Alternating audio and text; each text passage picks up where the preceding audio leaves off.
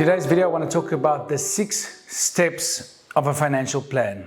I'm going to keep it basic, I'm going to keep it straightforward, and you can incorporate this, whatever industry you are in, you can make sure that you use these 6 steps to guide you on your financial journey.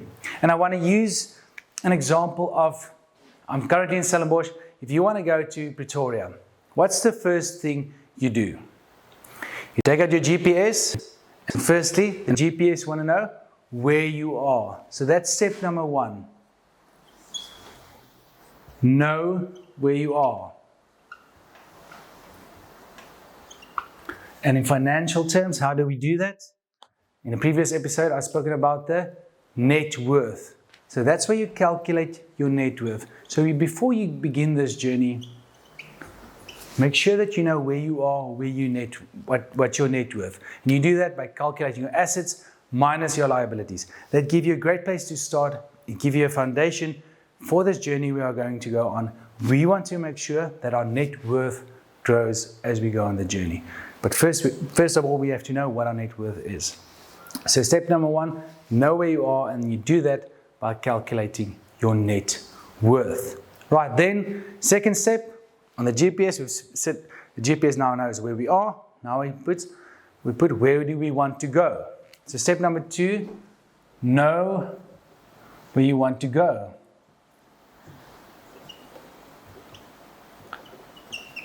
And how do you say that in financial terms? You write down your financial goals. So this is your goals. And there you put in your short, medium, and long-term goals. Short-term goals, everything less than a year. That might be paying off your debt, paying off your student fee, student debt, paying off a credit card debt, saving towards a holiday that you want to go to Bali at the end of next year. That will be to build an emergency fund. That's good short-term goals to have. Then a medium-term goal, 1 to 3 years. That's where you want to possibly save for a ring if you want to get engaged, or save for a new car, or possibly buy a property. And then a longer-term goal, more than 5 years, would be to save towards retirement, or to buy a second property, or to invest in a business, or start a new business. But it's very important then to know where you want to go, because when we talk about the investments in step number 5, it's very important to know what do we actually want to reach. All right, so now we know where we are, we know where we want to go. Now we have to, step number 3, put fuel in the car. Make sure there's fuel in the car, and we do that in financial terms by setting up a budget. Because we have to have money to get us from point A to B. And in the previous episode, I've spoken about the budget, or how to manage your money by using the 50-20-30 principle. So this is where you will incorporate that principle. This is where you make sure that you put the 20% aside to be able to get us from point A to point B. So that's step number 3. Make sure you have a well thought out budget. Then step number 4, after you know where you are, know where you want to go, you make sure there's fuel in the car. Now you want to do the safety checks. So this is just where you want to check the tires. You want to put up your seatbelt, you want to check if there's a spare tire, and you check the oil. You make sure that everything is in place. Should an unfortunate event occur on your way, on your journey, you make sure that that it's planned for. In a similar sense, in a financial sense, how do we do this?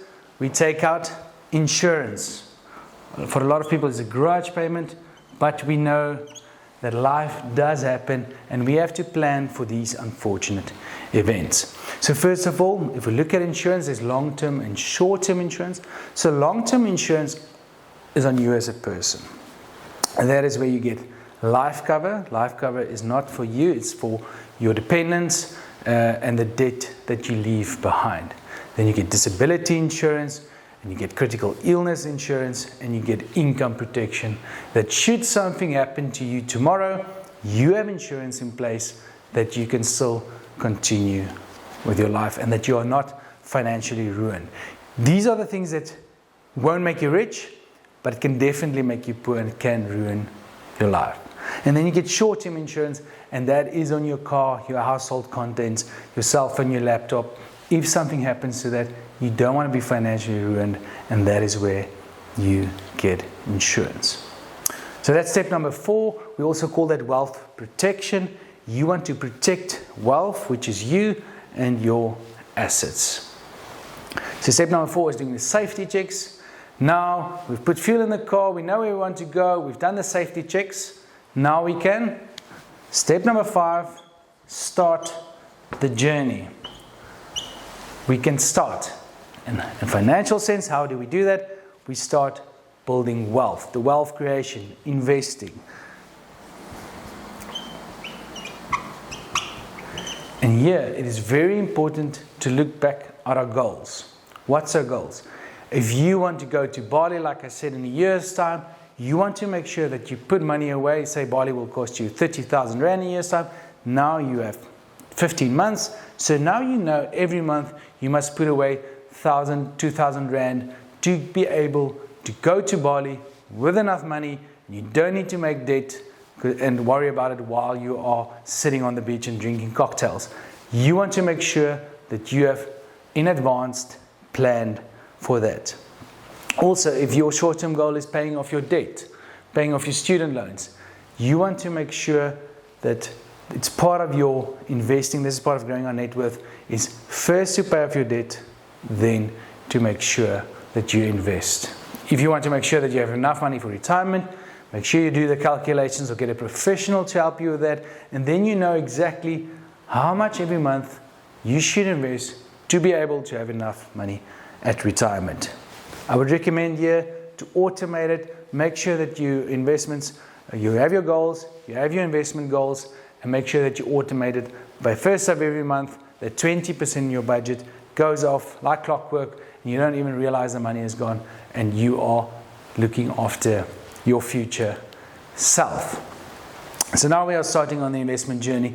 And then lastly, step number 6, that's all the additional extras, if I can call it that. On your journey, there's obviously maybe someone with you in the car, or there's the radio, there's the food, the snacks that you have on your road. So that's all the additional extras. And in our journey, our financial journey, this is where tax, setting up, make sure your tax works efficiently in all of these areas, and also setting up a will, looking after and combining all of these aspects to make sure that you have one smooth financial journey going forward. Of course, if all of this is a little bit daunting, that is why sometimes you can get a financial professional to help you, to assist you on your way, on that journey to find financial freedom. That's where we want to go. And the financial professional will be like the GPS, that if you steer off the path, he would say, recorrect, turn right here, or make a U-turn, and make sure that you stick to your path where you said you want to go, and he will get you there. If you have any questions or comments, I'd like to hear from you. Otherwise, all the best on your journey to reach financial freedom. Cheers.